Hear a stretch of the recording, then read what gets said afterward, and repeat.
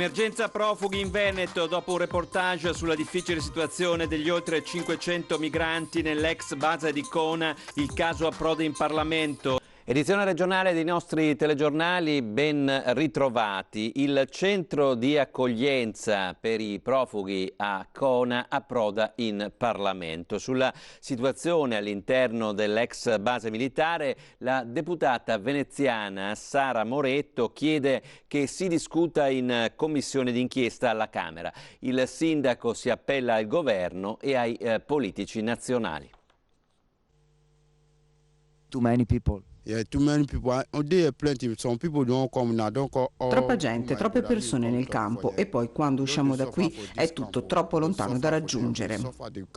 Le condizioni dei migranti e l'ipotesi di sovraffollamento all'interno dell'ex base missilistica di Cona finiscono in Parlamento. Dopo il reportage del Corriere del Veneto con un cronista del quotidiano che ha vissuto per 3 giorni nel centro, assunto come operatore, la deputata veneta Sara Moretto chiede che la questione venga trattata durante una seduta della commissione d'inchiesta sui profughi attiva alla Camera. Pur non essendo emerse criticità e pur se il numero di oltre 500 presenze non risulta incompatibile con la struttura, da più parti sale la richiesta che si ricorra veramente alla cosiddetta accoglienza diffusa sul territorio, una concentrazione di migranti più bassa in un numero maggiore di sedi.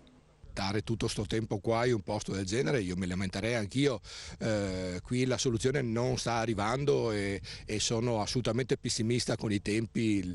Cona la può risolvere solo il mondo della politica. Da qui la presa di posizione dell'onorevole Moretto che chiede di ridurre i tempi di attesa per le domande di asilo e di rendere efficaci i rimpatri. Quanto ai centri di accoglienza attivi in Veneto la necessità è evidente.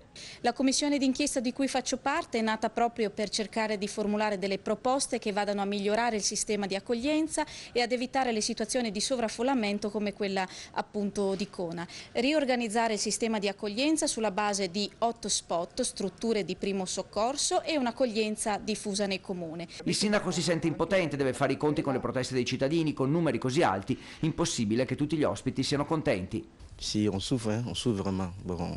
Anche quando uno è malato non è seguito bene, ho provato ad andare via da qui, ma non so come fare. Non si mangia bene, teniamo gli stessi vestiti una settimana.